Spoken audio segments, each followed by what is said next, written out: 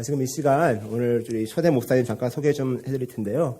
우리 김은중 목사님께서는 지금 CCC에서 21년 동안 사역을 하시고 올해 1월부터는 그 MCNet이라는 그 미셔널 커뮤니티 네트워크이라는 선교단체에서 지금 대표님으로 지금 사역하고 계십니다. 또 함께 우리 사모님도 같이 와주셨는데 사모님 잠깐 일어나시면은 저희가 우리 사모님도 환영해드리겠습니다. 사모님. 네. 지금 이 시간 우리 목사님께서 하나님의 사랑 또 이웃 사랑이라는 제목으로 말씀을 전하실 텐데 목사님 올라오실 때 귀한 말씀을 전하신 목사님께 또 이런 귀한 목사님을 보내주신 하나님께 감사의 박수를 드리며 목사님을 환영하겠습니다.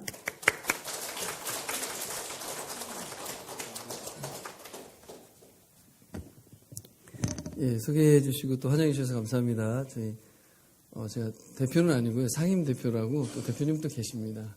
예, 그래서 저는 말씀부터 읽겠습니다. 우리 마태복음 22장 36절부터 40절까지 우리 형제 자매님들 한 절씩 읽고 마지막 절 같이 읽도록 하겠습니다.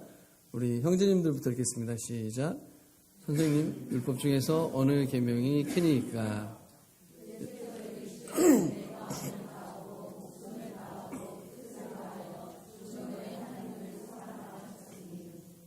이것이 크고 첫째 되는 계명이요.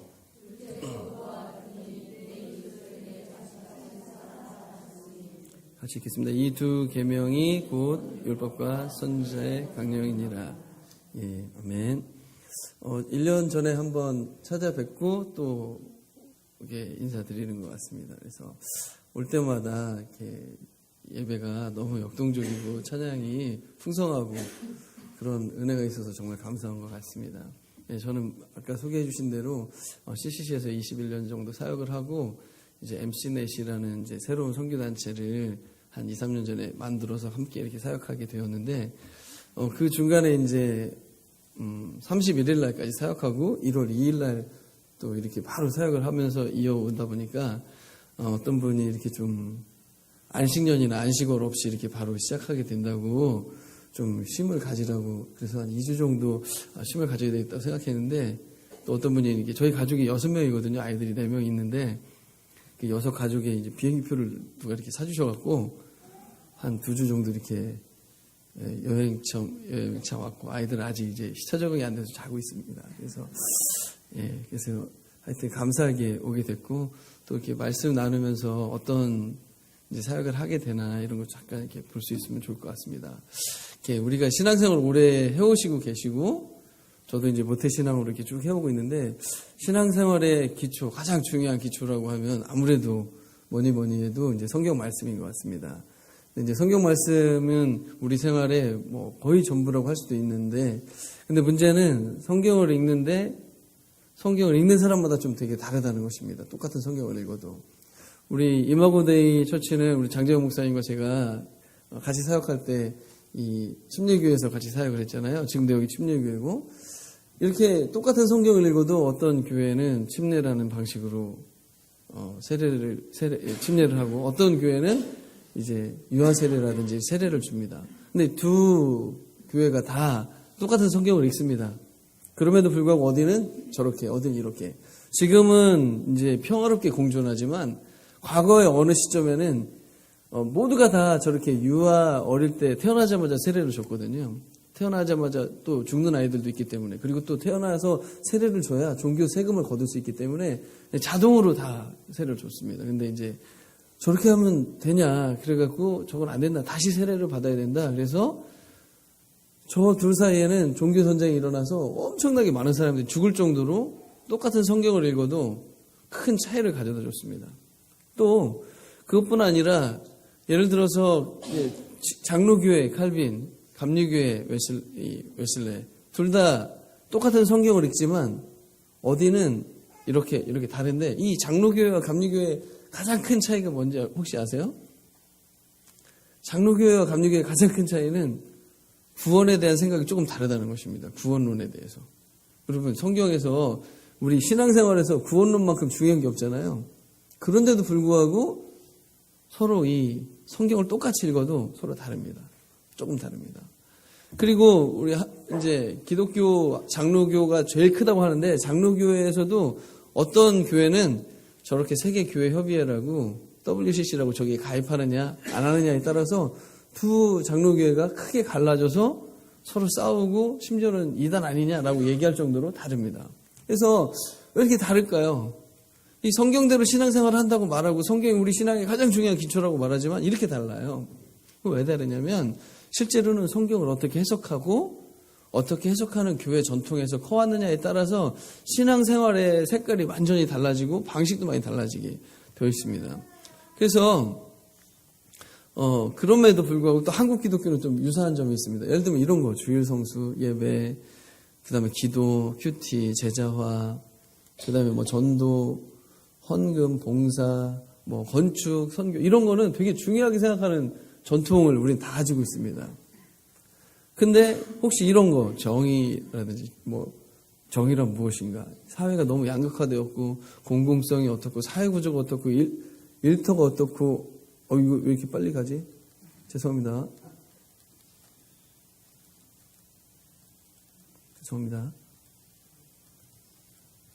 이런 부분들은 있는데 이런 부분들을 이야기하면 조금 기독교가 아닌 것 같고 무슨 약간 사회주의적인 그런 데 같고 무슨 붉은 색깔이 좀 더 씌워진 무슨 그런 것처럼 얘기할 때가 있거든요. 근데 성경이 사실은 이쪽 부분도 다 이야기하고 있습니다.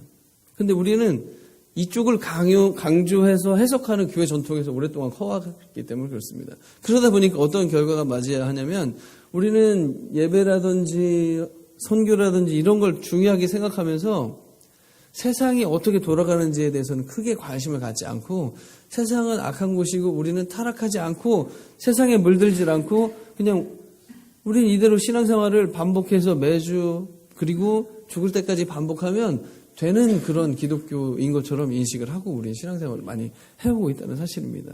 그래서 오늘 우리가 성경을 보면서 전체적으로 보면서 조금 더 핵심적인 메시지 우리가 전체적으로 좀 총체적으로 봐야 될 건 뭔가 그런 걸 한번 잠깐 살펴보면서 우리의 신앙생활의 어떤 방향을 조금 더 한번 생각해 보길 원합니다. 오늘 우리가 읽은 본문은 가장 큰 계명이 뭐냐? 하나님을 사랑해라. 그 다음 뭐냐? 이웃을 사랑하라. 하나님 사랑, 이웃 사랑인데 이것이 곧 선지자와 율법의 강령이다. 이 말을 이렇게 성경에 기록되어 있거든요. 그 말은 뭐냐면 이 하나님 사랑, 이웃 사랑이라는 것이 선지자라는 것은 구약의 선지서를 얘기를 해요. 율법이라는 것은 모세오경을 이야기를 해요. 그러니까 구약 총체적으로 구약을 다 합쳐서 가장 중요하고 크고 핵심적인 게 뭐냐라는 걸 이야기할 때 하나님 사랑, 이웃 사랑 이 두 가지를 이야기하는 거거든요. 그러니까 성경을 더 총체적으로 넓게 본다라고 말할 때 폭넓게 본다고 말할 때 이 하나님 사랑, 이웃 사랑이라는 것이 되게 중요한 가치입니다. 그래서 오늘은 이 성경이 이야기하는 관점 그리고 이렇게 조금 부분적으로 우리가 이야기 많이 해왔지만 좀 더 총체적으로 보려고 하는 것입니다. 그거를 좀 한마디로 정리를 하자면 성경은 우리가 세상이 창조됐고 타락이 되었고 하나님의 구원이 진행이 되고 결국엔 종말이 온다. 이게 성경이 우리가 갖도록 하는 관점이에요. 총체적으로. 근데 우리는 여태까지 굉장히 타락과 구속에 중심을 둔 신앙생활을 많이 해왔습니다. 창조와 종말은 잘 이야기를 안 합니다. 그래서 지금 오늘은 이걸 조금 더 총체적으로 보려고 하는 것입니다. 창조를 잠깐 먼저 보겠습니다. 그러면 창조하면 제일 먼저 떠오르는 것은 우리가 어릴 때부터 신앙생활을 많이 해왔기 때문에 첫째 날 뭘 지으시고 둘째 날 이게 되게 많이 중요합니다. 저도 모태신앙으로 커서 주일학교에서 성경 퀴즈 대회 하면 1등하고 막 그랬던 적이 있습니다. 다 외워져. 지금은 잘 기억이 안 날 정도인데 예전에 그렇게 했습니다. 근데 하나님이 성경을 창조의 기사가 이렇게 쭉 써 있으면서 우리에게 주시려고 하는 메시지가 단순히 첫째 날, 둘째 날 뭘 지었느냐 이것만을 주려고 하는 메시지는 아니고 사실 하나님 우리에게 주신 창조해서 주신 세상이 의식주가 걱정 없는 세상을 창조해서 주셨습니다. 먹고 사는데 걱정이 없는 세상을 만들어 주셨다는 거죠. 모든 것이 먹을 것이었어요. 그리고 옷을 안 입어도 될 정도로 날씨가 너무 좋죠. 지금 장재영 목사님 추운 날씨에 되게 고생하고 계시거든요. 여기 오니까 너무 좋더라고요. 특별히 한파가 와갖고 막 꽁꽁 싸매고 다니고 계십니다. 근데 어쨌든 그때는 뭐 너무 날씨가 좋은 거예요. 이 캘리포니아 날씨는 뭐 저리 가라죠. 게다가 눕는 곳이 다 안방이었습니다. 그러니까 이렇게 좋은 세상을 만들어 놓으시고 하나님이 자기 형상으로 사람을 거기다 놓으시고 보시기 심히 좋은 거예요. 그런데 만약에 막 사막 같고 막 물도 없고 막 땡볕에 막 이런 세상에 만들어 놓으시고 사람을 거기에다 두시고 보시기에 심히 좋았다라고 말하면 하나님은 완전히 제정신이 아니신 분인 거죠. 우리가 세상 사는데 왜 이렇게 힘듭니까? 우리는 지금 뭐가 문제가 생긴 의식주가 걱정을 해야만 되는 그런 세상에 살고 있는 것이죠. 뭐가 문제가 생긴 거예요. 원래는 그렇지 않았다는 거죠. 그런데 이제 의식주가 해결이 되면 사람들이 다 만족할 것 같은데 의식주가 해결되면 바로 누굴 찾냐면 배우자를 찾습니다. 사랑하는 배우자. 뭐 걱정할 필요도 없어요. 고민할 필요도 없어요. 세상에 한 명밖에 없으니까. 그냥 바로 결혼하고 거기다가 아이까지 안 태어났어요. 얼마나 신혼이 얼마나 좋습니까? 우리 아기들이 많이 있어서 너무 젊은 교회 같고 좋은데 신혼생활 너무 좋은데 갑자기 아기가 딱 태어나면은 그거 큰 기쁨인데 잠도 못 자고 집이 완전 지옥으로 바뀌는 거랑 마찬가지예요. 저희 집도 애들이 넷이서 얼마나 지저분하게 하는지 청소를 해도 감당을 할 수가 없어요. 근데 이 당시에는 에덴 동산이 완전 신혼생활. 그럼 이걸로 다 늘 행복하냐? 그럼 그렇지가 않죠. 결혼의 환상이 금방 깨지죠. 뭐가 또 있어야 되냐면 사람은요. 일이라는 게 있어야 돼요. 일이라는 건 뭐냐면 이 당시에 타락하기 이전부터 일이 있었어요. 하나님은 창조하시는 일을 하셨고 그리고 이 에덴 동산을 다스리고 관리해라. 동물들의 이름을 지어라. 이런 게 일이죠. 다. 거기에는 하나님이 이 세상을 다스려 나가셔야 되는데 그걸 사람에게 대신 맡기는 거니까 굉장한 그 특권과 성직을 부여받은 것이 일이거든요. 그때의 일은 근데 굉장한 창의성이 필요해요. 동물들의 이름을 똑같이 지으면 안 돼요. 보통 교회에서 이름 이렇게 막 하다 보면 뭐 은혜라는 이름 벌써 몇 명씩 나오고 뭐 하은 이런 이름 여기 있는지 어쩐지 모르겠는데 그런 비슷한 이름들이 너무 많아요. 근데 모든 동물들과 생물들의 이름을 다르게 짓는다는 건요 굉장한 창의성을 요구하는 거예요. 단순 노동이 아니었어요. 게다가 자율성도 있어요. 자율성이라는 건 뭘까요? 여러분 어느 날은 뭐 머리가 막 많이 쓰니까 힘들 거 아니에요. 점심때밖에 안 되는데 막 피곤해요. 그러면 여보 퇴근합시다. 이게 퇴근이 가능한 거예요. 얼마나 좋은 세상이었습니까? 창조해서 우리에게 주신 세상 자체가 저렇게 의식주 걱정도 없고 마음껏 일하고 사랑하는 사람이 있고 자율적으로 일하고 이런 좋은 세상을 만들어 주셨는데 여기서는 기억을 해야 될 게 한 가지 있었습니다. 뭐냐면 이거 먹으면 안 되는 거였잖아요. 선악을 알게 하는 나무 열매. 이건 뭐냐면 하나님과의 관계를 설정하는 나무예요.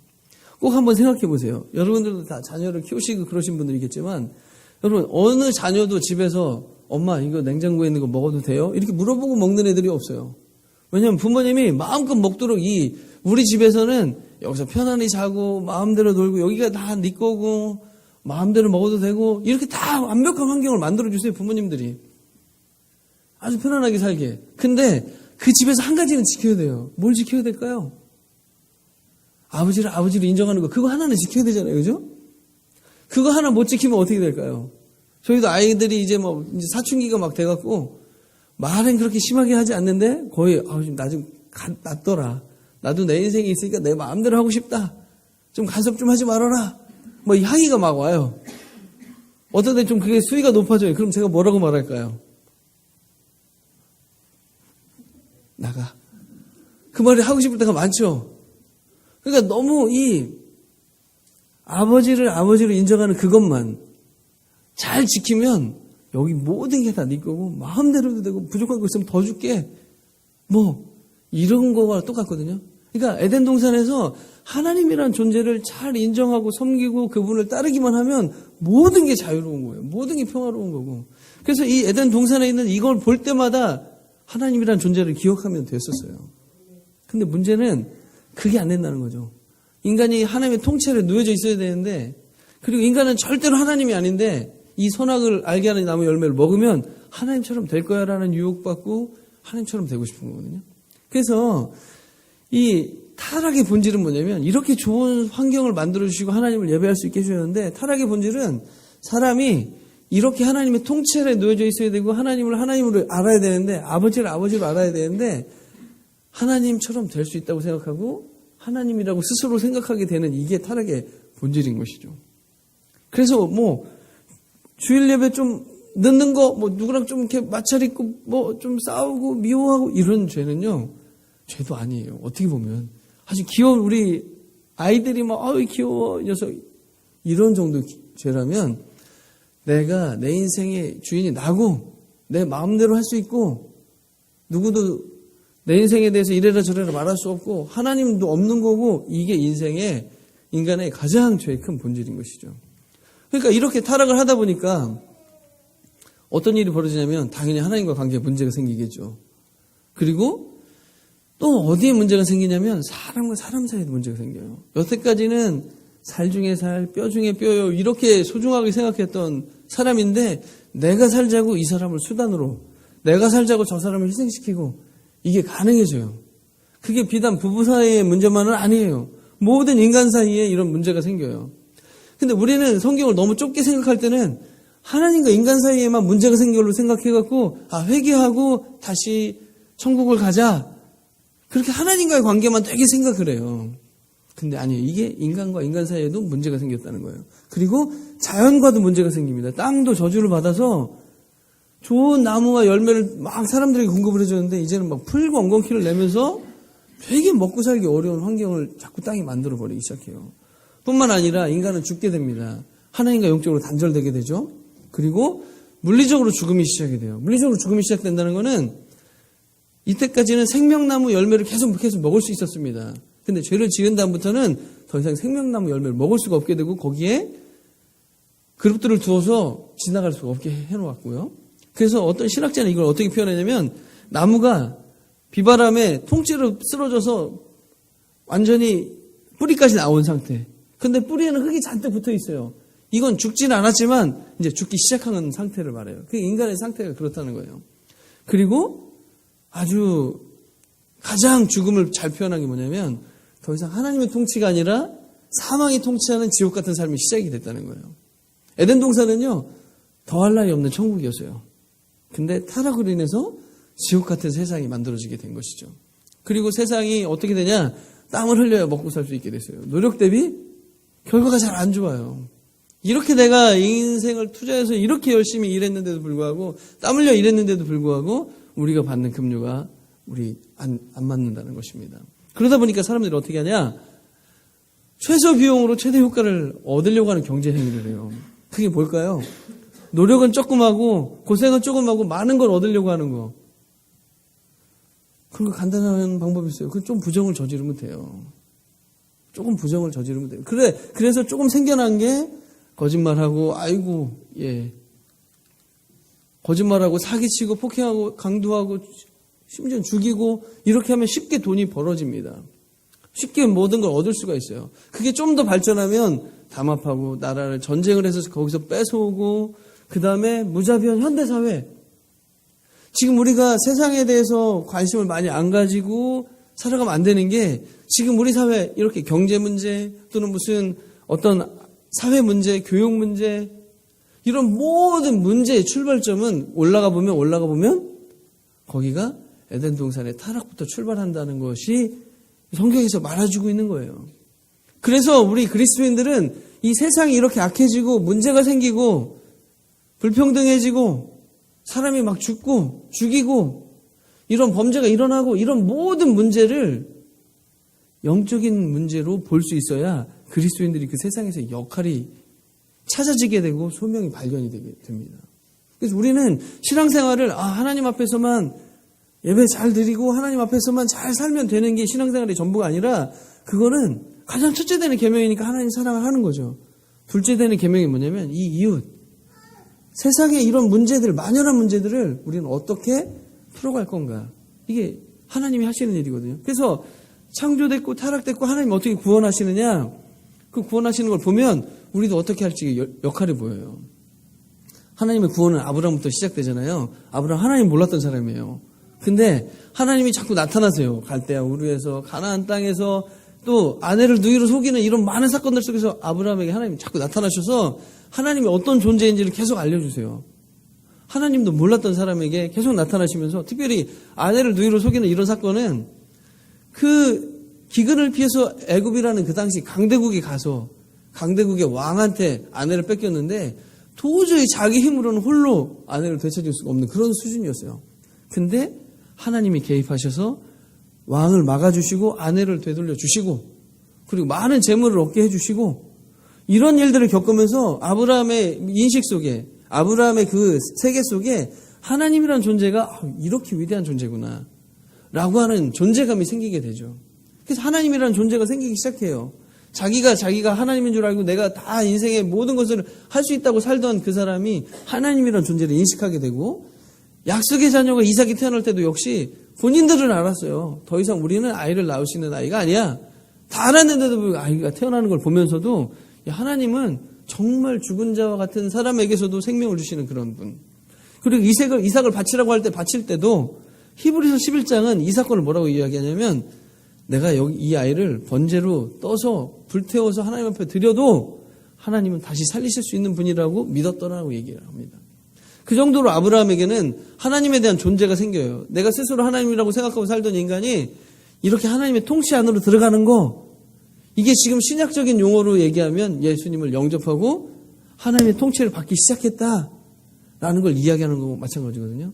그래서 이 관계로 들어가는 것이 우리가 가장 중요하게 해야 될 하나님과의 관계 회복, 하나님을 힘을 다하여 뜻을 다하여 사랑하는 관계로 들어가는 거 바로 이게 중요한 계명인 거죠. 근데 이게 여기서 끝이 아니고 아브라함 시대 전쟁을 한번 일으킵니다. 이런저런 두 지역 사이에 전쟁이 일어나요. 이 소돔과 고모라에 잘 아시는 것처럼 롯이 살고 있었잖아요. 그래서 롯이 잡혀가니까 병사들을 데리고 가갖고 아브라함이 다 구원해 줍니다. 그리고서 멜기세덱을 만나서 11조를 드리고 사람들과 전리품을 싹 되찾아오게 되는 일이 벌어져요.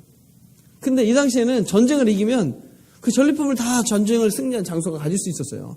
근데 아브라함은 아무런 전쟁을 통해서 이익을 내지 않아요. 한번 여러분 잠깐만 생각해 보세요.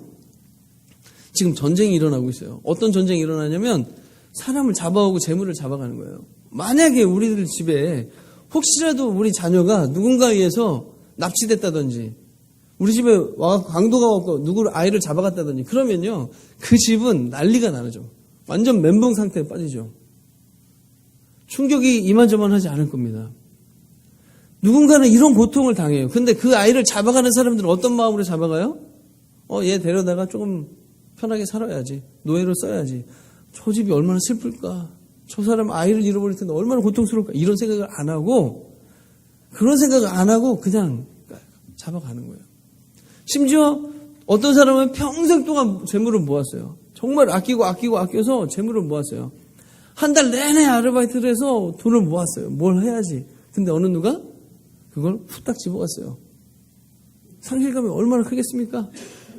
그런데 그거 훔쳐가는 사람, 저 사람이 얼마나 힘들까? 이거 훔쳐가면 저 사람이 얼마나 가슴 아플까? 이런 생각 안 하고서 그냥 무자비하게 지금 이런 일을 벌이고 있는 중이에요. 전쟁을 벌이고 있는 중이에요. 근데 그때 아브라함은 살려주는 전쟁, 회복시켜주는 전쟁을 하더라는 거예요. 그래서 아브라함이 하나님을 믿고 하나님을 섬기게 된 다음부터 어떻게 하냐면 인간과 인간 사이에 이렇게 갈등하고 빼앗고 죽이고 전쟁하고 도적질하고 이러는 중에 인간 사이에 그나마 약간의 회복과 약간의 평화와 그나마 구원을 회복시켜 주더라는 거예요. 그래서 이 이웃사랑이라고 하는 거는 이렇게 타락으로 문제가 생기고 타락으로 갈등하고 타락으로 정말 죽이고 죽는 이런 무자비한 현대사회를 회복시키고 치유하는 것이 이웃사랑의 큰 맥락 속에서 흐르고 있는 정신이에요. 이걸 좀 더 확대해 보면 아브라함의 자손이 이스라엘 나라로 다 발전하는데 이스라엘 나라도 하나님을 믿게 되는 것, 하나님과의 관계 회복하는 것이 가장 중요했어요. 그럼 출애굽하면서 하나의 민족으로 형성됐는데 이 과정에서 10번이나 나타나세요. 그리고 성막을 통해서 구름 기둥을 통해서 계속해서 나타나세요. 그래서 이스라엘 민족 속에는 이 하나님이 어떤 존재인지 우리는 아마 지금 시대에 불기둥과 구름 기둥 뭐 이런 10번의 재앙 이런 걸 만약에 우리는 체험하면 하나님을 안 섬길래야 안 섬길 수 없을 거예요. 그리고 10계명의 1부터 4계명까지는 결국 무슨 계명이냐면 하나님과의 관계법이에요. 하나님을 어떻게 사랑할 건지 어떻게 예배할 건지 그리고 무수히 많은 제사들은 하나님과의 관계에 문제 생겼을 때 그걸 어떻게 회복하냐는 거에 대한 법이에요. 그래서 하나님과의 관계 회복이 이렇게 자기 스스로 하나님이라고 생각하던 사람들이 민족적으로 하나님의 통치를 받게 되는 거, 이게 이스라엘 민족의 구원이고 민족의 하나님이 되고 너희는 내 백성이 되고, 이게 구약의 중요한 핵심적인 내용인 것이죠. 근데 여기서 끝이 아니라 이스라엘의 통치법은요, 5부터 10계명까지는 결국 뭐에 대한 법이냐면 사람과 관련된 법이에요. 이웃과 관련된 법이라는 것이죠. 함부로 남의 거를 할 수 없게 만들어 놓은 법들이에요. 그리고 보상법, 노예법 이런 것들을 보면 보상법이라는 게 뭡니까? 보상법은 누군가에게 우리 집 소가 남의 집 밭을 완전 망쳐버렸다. 그럼 보상을 하라는 거예요. 누군가에게 어떤 물질적인 손해를 끼쳤으면 보상을 하는 거예요. 근데 지금 세상에 보상법이 통하나요? 한국에서는 목욕탕에 갑니다, 가끔씩. 목욕탕에 가면 깍두기 아저씨들을 만나요. 혹시 깍두기라는 거 아시나요? 깍두기 아저씨 몸에 문신이 쫙 있고 뭐 머리를 깍두기처럼 깎았다 그러면 깍두기거든요. 이런 사람 만나면 어떻게 돼요? 무서워요. 만약에 여러분 거기서 남자분들 한번 생각해 보세요. 거기서 만약에 막 좋은 무슨 데이트가 있어갖고 면도기도 깍 사갖고 들어가는데 그 깍두기 아저씨가 거기 좀 면도기 좀 씁시다. 그럼 어떻게 해야 돼요? 우리 남자분들, 용감한 남자분들 어떻게 해야 돼요? 면도기 좀 씁시다. 드려야 되죠, 그죠? 드리세요. 제가 권면해드립니다. 믿음으로 권면해드리고 꼭 드리시고 아무런 보상을 요구하지 마세요. 그게 편해요. 왜? 보상법이 안 통하니까 거기는. 주먹이 통하니까 깍두기에게는.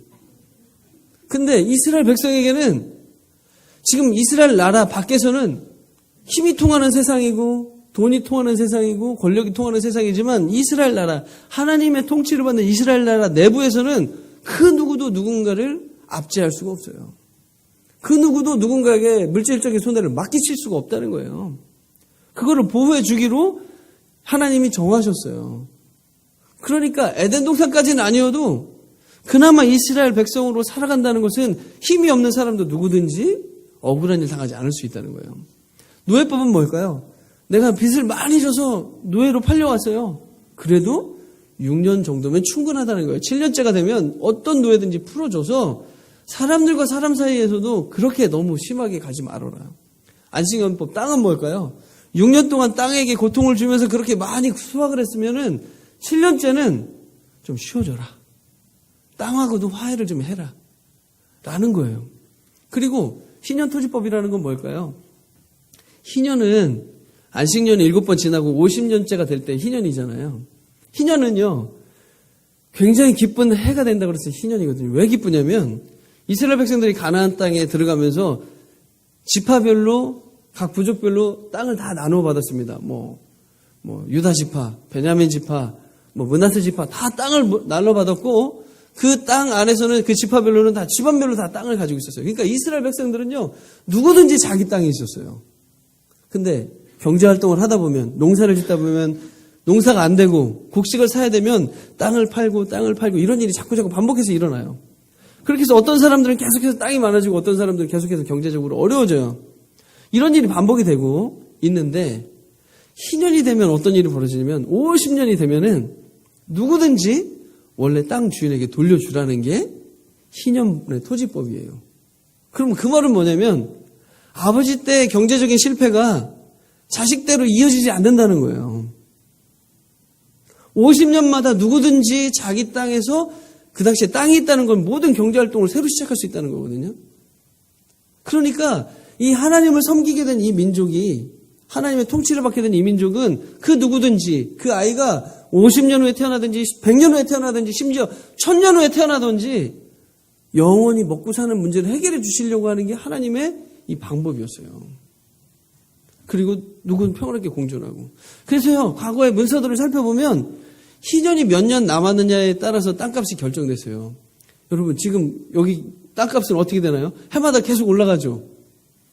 해마다 계속 땅값 올라가죠. 그죠? 근데 옛날에는 이 이스라엘 내에서는요, 희년이 몇 년 남았느냐에 따라서 땅값이 결정됐어요. 만약에 지금 막 희년이 지났다. 그럼 앞으로 40년, 49년 정도 만약에 땅을 내가 운영할 수 있다. 그럼 땅값이 비싸고요. 50년이 다 돼서 이제 내년이 희년이다. 그러면 땅값이 어떻게 될까요? 어떻게 될까요? 내년에 돌려줘야 되거든요. 이 땅은 법적으로. 그러니까 그때는 땅값이 완전히 껌값이 되는 거죠. 그래서 희년에 의해서 이게 결정이 됐어요.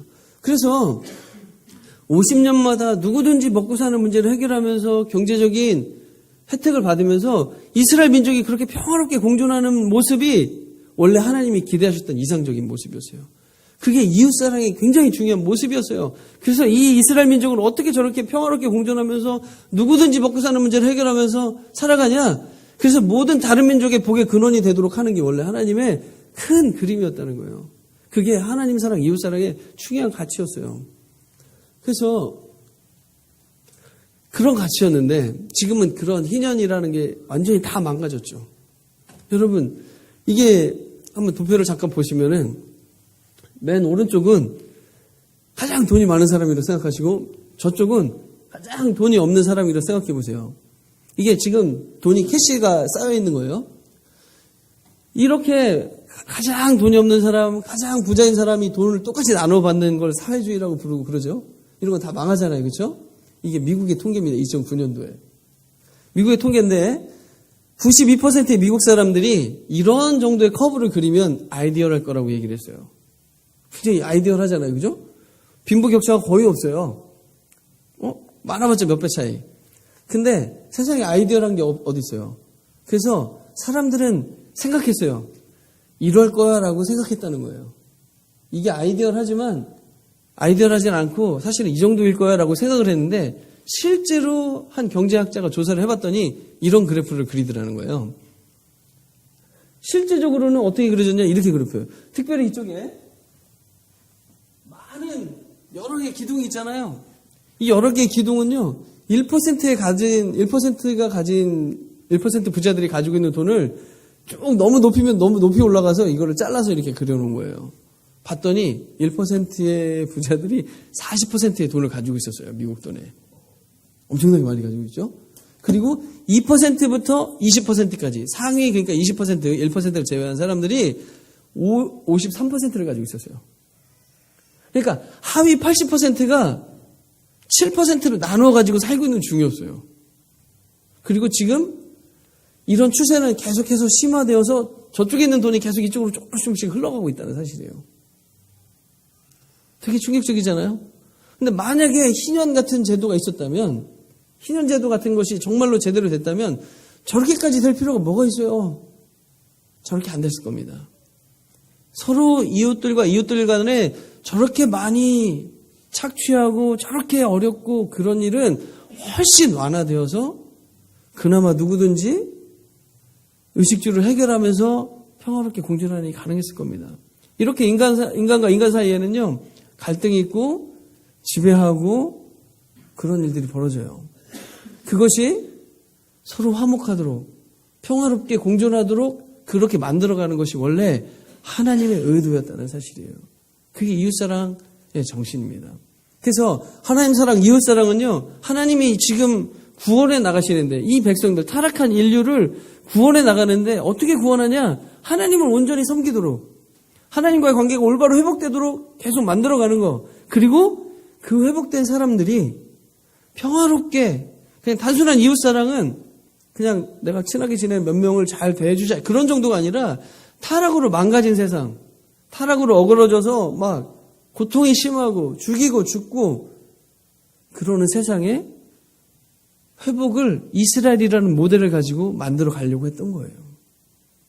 그리고 그것을 하나님 사랑, 이웃 사랑이라는 두 마디로 구약의 모든 말씀을 정리하는 거죠. 그래서 이웃 속의 그리스도인의 삶이 굉장히 중요합니다. 지금 하나님 사랑, 이웃 사랑이라는 이런 기초는 뭐 이 성경의 가장 중요한 어떤 핵심 기초거든요. 여기에 대학생이면 주부면 또 기업을 운영하면 회사원이면 자영업을 하던 엔지니어면 정치 일을 하는 사람이면 예술을 하는 사람이면 누구든지 내가 있는 곳에서 내가 살고 있는 그 이웃들 속에서 어떻게 누구든지 먹고 살게 할 건가? 어떻게 하면 우리 회사를 운영한다면 어떻게 하면 우리 직원들이 다 먹고 살게 할까? 어떻게 하면 나는 회사를 한다면 내 직원들에게 어떻게 하면 나는 여기에 있는 불의를 회복할 건가? 내가 주부라면 내 주변에 있는 주부, 아이를 키우고 피곤하고 지쳐있는 주부들을 어떻게 섬길 건가? 어떻게 그들에게도 회복을 선물할 건가? 그 생활 속의 작은 사랑의 실천이 이 하나님의 나라로 완성해 나가고 이웃사랑의 가치를 실현해 낸다는 사실이에요. 제가 이런 운동을 하느냐고 이제 새로운 단체를 시작하게 됐어요. 근데 놀라운 거는 이렇게 이웃사랑을 실천했더니 사장님은 자기 직원들에게 어떻게 하면 정말 사랑을 실천할까? 또 주부들은 자기 주변에 있는 사람 어떻게 할까? 대학생은 대학생 나름대로 같이 공부하는 이 친구들에게 어떻게 나는 이웃사랑을 실천할까? 아주 작은 사랑의 실천들을 하기 시작했는데 놀라운 건 그들 주변에서 자꾸 기독교가 저런 거였어?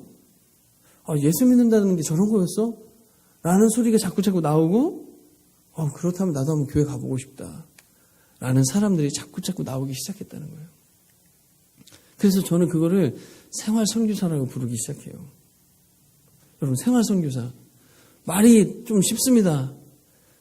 생활 자체가 선교라는 거예요. 제가 이 생각을 어디서 하기 시작했냐면, 여러분, 해외에서 선교를 하시는 의사 선생님이 있었거든요. 제가 여쭤봤어요. 어떻게 선교하십니까? 환자를 진료합니다. 그러니까 의사니까 당연히 환자 진료하겠죠. 그럼 선교는 어떻게 하냐고요. 그랬더니 마음을 다하고 뜻을 다하고 아주 사랑으로 환자를 진료한대요. 그게 선교였다는 거예요. 제가 그게 굉장히 충격이었어요. 그렇지. 저게 선교구나. 생활 속 선교구나. 그러면 국내에 있는 모든 직업을 가지고 있는 사람들은 전 계층의 누구든지 생활 속 선교사가 될 수 있다는 사실을 생각해 보게 됐습니다. 그래서 말씀을 정리하자면 우리 그리스도인들에게는 두 가지 소명이 있어요. 첫째 소명은 하나님을 사랑하는 거예요. 하나님과 동행하는 거예요. 예배하는 거예요. 날마다 하나님의 통치를 받는 거예요. 하나님이 내 인생의 주인이라고 자꾸 고백하는 거예요. 이것이 모든 그리스도인의 공통적인 소명이에요. 이 소명에 실패하면 두 번째 소명도 없어요. 이 소명을 날마다 온전하게 수행하기 위해서 우리는 예배를 드리고 말씀을 앞에 나아가는 거죠. 그리고 두 번째 소명이 있다면 그게 바로 이웃사랑이에요.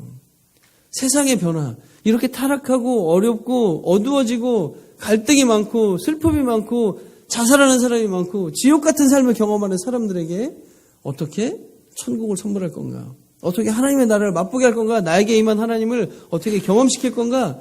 그것을 가지고 나는 어떤 부분들을 섬길 건가? 내가 일하고 있는 이 분야에서, 이 부분에서 어떻게 누군가를 도울 건가? 이것이 우리가 직업을 선택하고 소명을 찾아가는 중요한 길이에요. 소명을 찾고 직업을 찾는 많은 사람들이 하나님 나에게 뭘 말씀해 주실 건가? 나 어디서 기도받아서 하나님 그렇게 하래? 여러분, 그건 틀릴 가능성 되게 많습니다. 사기일 가능성도 많습니다. 물론 하나님이 그렇게 역사하실 수도 있지만 정말로 중요한 거는 여러분 어떤 문제를 봤을 때 어떤 고통을 봤을 때 거기에 마음이 움직입니까?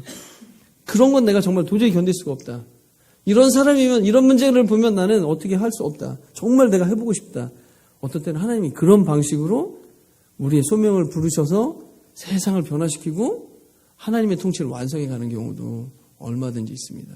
그래서 하나님과의 관계 회복, 이후 세상과의 관계 회복, 하나님 나라의 임재를 위한 생활선교사 운동, 그게 제가 하는 일이고 또 우리 모든 성도님들이 삶의 현장에서 일터에서 가까운 가족서부터 그리고 직장에서 만나는 사람들, 이웃들, 이들 속에 사랑과 평화와 회복을 선물할 수 있는 우리 모든 성도님들이 되시기를 간절히 축원합니다. 기도하겠습니다. 하나님 아버지 고맙고 감사합니다. 하나님 저희들 하나님 없이 내가 하나님인 것처럼 지금도 여전히 하나님을 믿고 있다고 말하지만 하나님의 통치를 거부하고 내 스스로를 다스려가는 저희들의 인생인 것을 하나님 시시때때로 고백합니다. 하나님 그러나 다시 하나님의 임재 앞에서 무릎 꿇고 싶고 하나님의 통치를 온전히 받고 싶고 하나님이 일하시는 곳으로 우리가 쓰임받기를 원합니다. 또한 하나님 우리가 거기서 멈추지 아니하고 하나님 이 사회에 일어나고 있는 무수히 만연된 문제들, 불의들, 하나님 부정들, 갈등들, 고통들 하나님 이것이 다 하나님을 떠난 죄에서부터 출발됐음을 믿고 하나님과 함께 회복시켜 나가고 하나님과 함께 하나님 치유하고 하나님과 함께 하나님 구원해내고 하나님과 함께 이 땅의 평화와 이 땅의 정말 하나님의 나라와 천국을 맛보게 하는 작은 에덴 동산 같은 시간을 맛보게 하는 이스라엘 민족 속에 평화롭게 공존하던 그 모든 것이 하나님 저희의 삶을 통해서